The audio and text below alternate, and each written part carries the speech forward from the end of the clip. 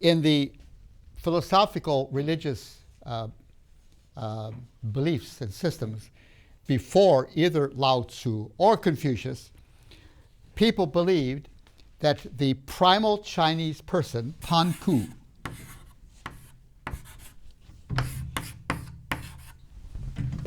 the first person.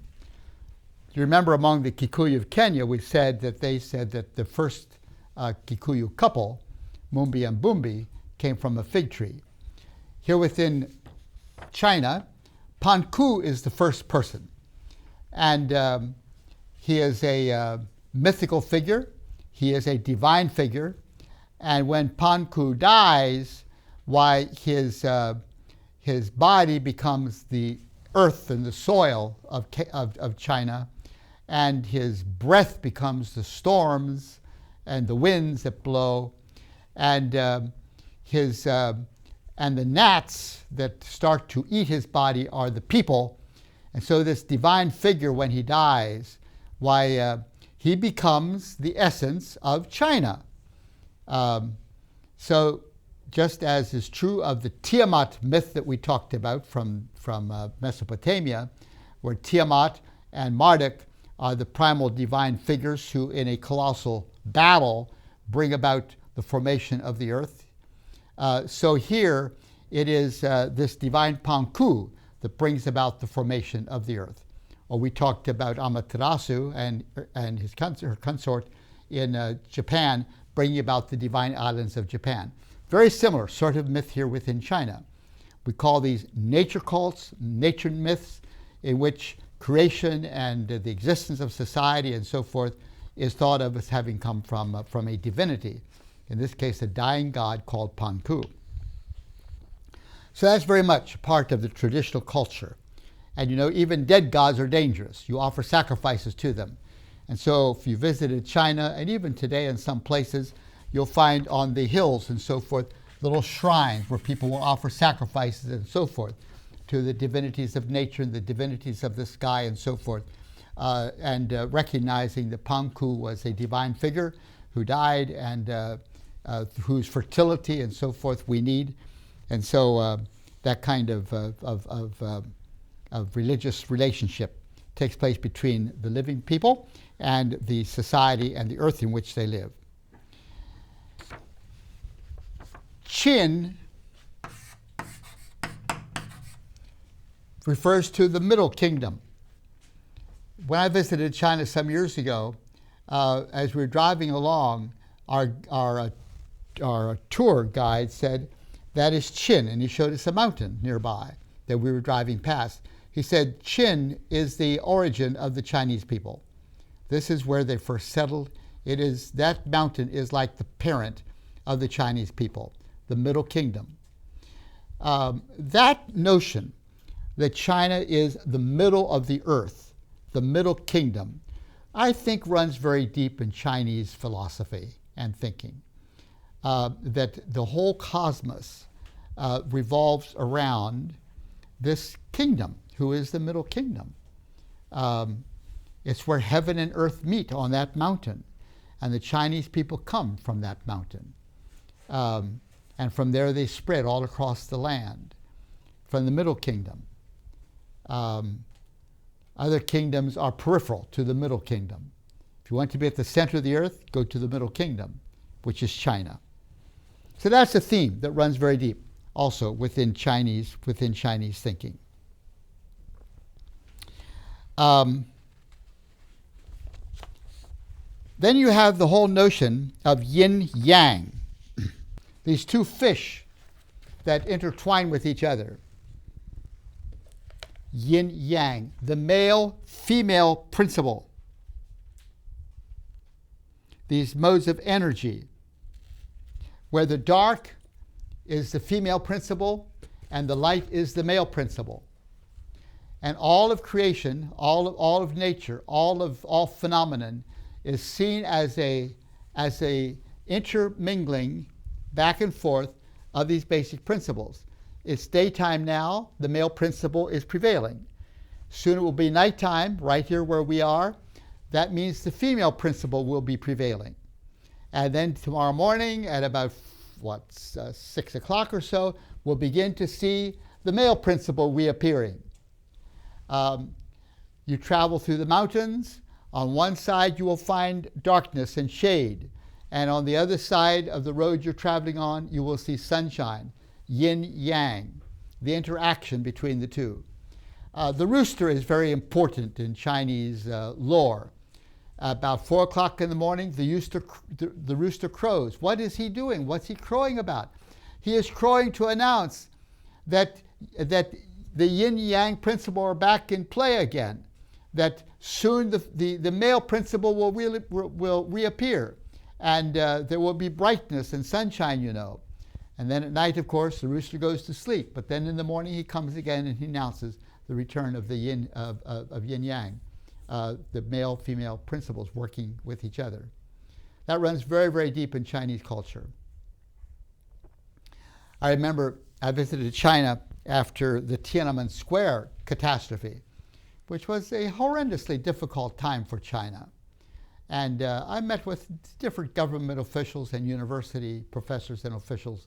I was with others as well. We were traveling representing our church. And I asked them, how do you feel about what has happened with Tiananmen Square?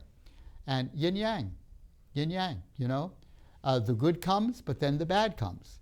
And now we're in a good time, and then we were in a bad time.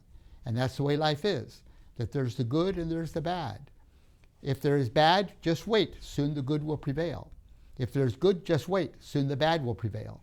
That life is that kind of a rhythm, back and forth, yin-yang. What about the Great Leap Forward, when Mao Zedong was holding sway in China, and the horrendous suffering that brought? Yin-yang, you know. Good and then evil, evil and then good. That's the way it is. And so you don't fight it. You cooperate with it. You work with it. The yin-yang principle, very deep running in Chinese culture.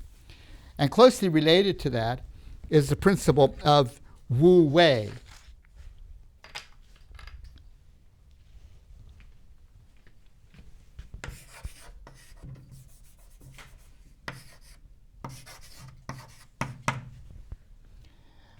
The principle of wu-wei would be not to be meddlesome.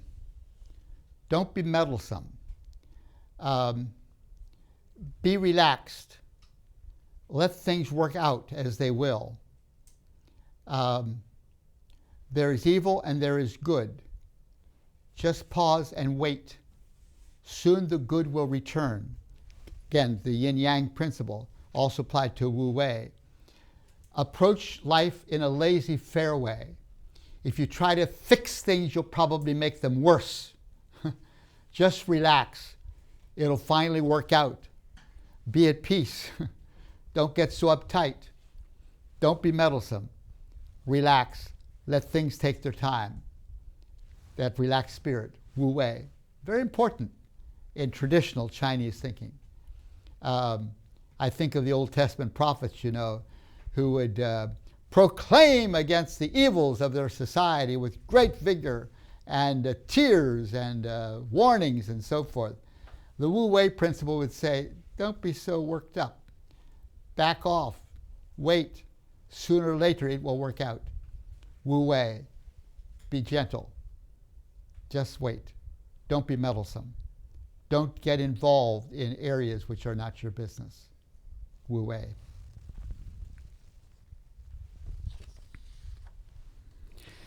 And then is the principle of Tao.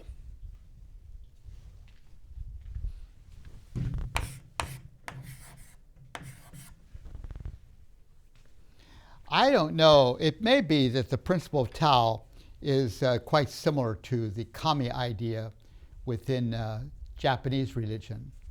But Tao is similar to that, but it has very much within it the notion of the way, that nature has a way.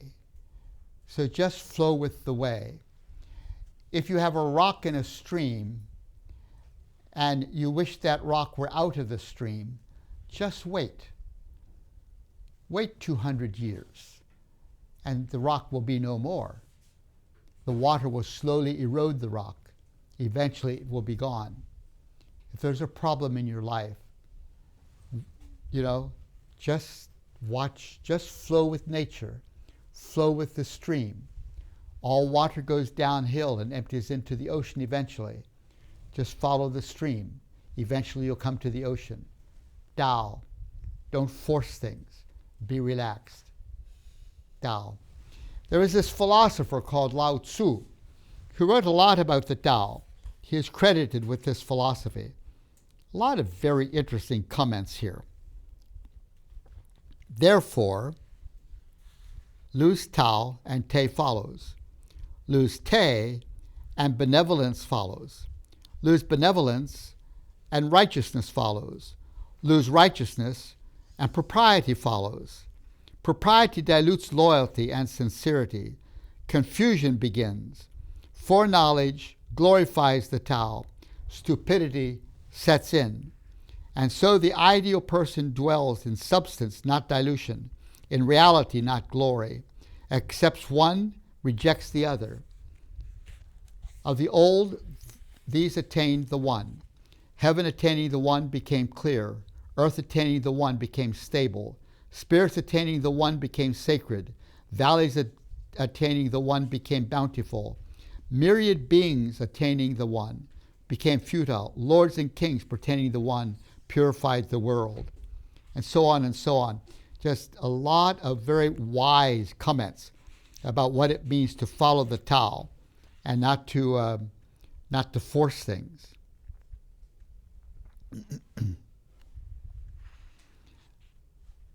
Tao engenders one, one engenders two, two engenders three, three engenders the 10,000 things. The 10,000 things carry shade and embrace the sunlight. Shade and sunlight, yin and yang, breath and blending into harmony. Humans hate to be alone, poor and hungry, yet kings and princes use these words as titles. We gain by losing, lose by gaining. What others teach, I also teach. A violent man does not die a natural death. This is the basis of my teaching. And on and on. Just a lot of interesting philosophical concepts which are advice on how to relate to the world in which we live. But the underlying principle is just be relaxed. Don't force things. Flow with the stream. Don't buck the tide. Just be patient and wait. And in time, things will go away. Act and you ruin it. Let me back up again. Create before it exists. Lead before it goes astray. A tree too big to embrace is born from a slender shoot. A 9-story tower rises from a pile of earth. A 1,000-mile journey begins with a single step. That nice? 1,000-mile journey begins with a single step. Act and you ruin it. Grasp and you lose it. Therefore the sage does not act. Wu-wei, and so does not ruin. Ku-wu-pai does not grasp, and so does not lose. People commonly ruin their work when they are near success.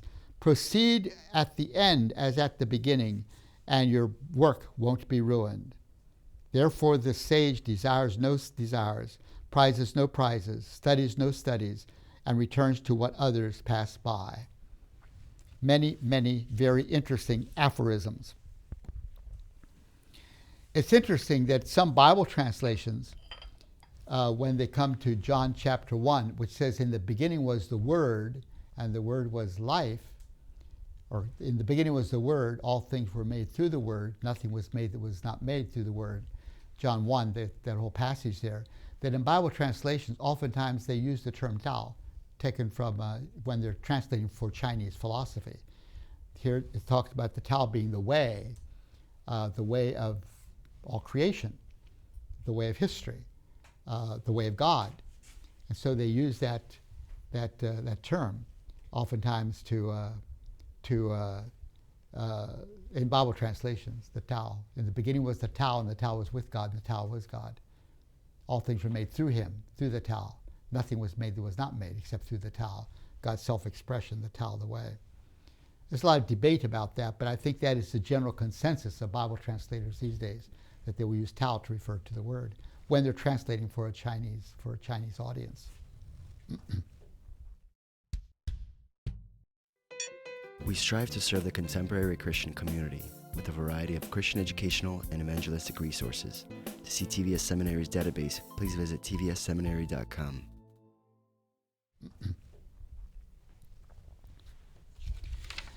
Now, very related to the whole Tao concept is Tao going awry. And this is Qigong.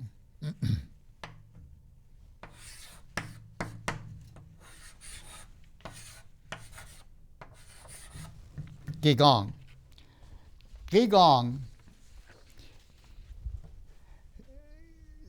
seems to me to derive from this Tao concept, but turns it away from this notion of being at peace with creation, with nature, and working with it. It turns it in a different direction and becomes occultic. It becomes beholden to mana. Remember we talked about mana and how occultic powers draw their powers from this mana concept, this impersonal life force, which is a little bit like electricity that can be bent and manipulated. That is what Qigong is in the Chinese experience. It is using magical power to manipulate phenomenon, and has become a rage across China. It's interesting, China is so secular, so secularist in so many, many ways, that something like Qigong would become so potent a force in Chinese society, and it terrifies the government. Why do you think the Chinese government would be so concerned about Qigong? In fact, it is declared illegal against the law. But it is not to say that Qigong is not practiced. And what has happened in China is, since Qigong is illegal on the mainland, hundreds of thousands of practitioners of Qigong go across the border into Hong Kong, and there they have their huge, hundreds of thousands strong Qigong rallies. They're one nation, but on this one here, Hong Kong is stretching its wings a bit and giving permission for these huge, huge rallies to take place in Hong Kong that the Chinese government on the mainland would not permit to happen. Why do you think they would have so much concern about that? About Qigong? That they would declare it illegal? Well, this is the reason. They say if we're going to progress and move forward, we need to work hard. There's no shortcuts to working hard, to building the nation, to building our skyscrapers and roads and so forth, and developing our schools. That takes hard work. It takes energetic planning. And what Qigong does is to take people's energies away from hard work to this mystical, magical sort of stuff, where the energies go into manipulating these powers in various ways in order to triumph over these powers. And we're not happy about that. We want people to work hard, not to get caught up in this occultic kind of thing. That is not a good foundation upon which to build the nation. And so there's huge objection officially in the Chinese government from Qigong. And in my judgment, this Qigong movement probably finds its roots way, way back there, hundreds of years ago, within this Tao kind of philosophy. The power of nature, the way water flows, cooperate with it.